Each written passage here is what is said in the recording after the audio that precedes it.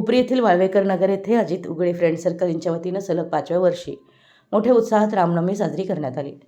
सकाळी नगरसेविका ऋतुजा गोंधळी व नगरसेविका शीतलताई कांबळे, नगरसेविका अलका वायंगडे यांच्या शुभ हस्ते प्रतिमेचं पूजन करून श्रीराम जन्म सोहळा संपन्न झाला। सायंकाळी श्री रामनवमीनिमित्त मोठ्या प्रमाणात महाप्रसाद आयोजित करण्यात आला होता।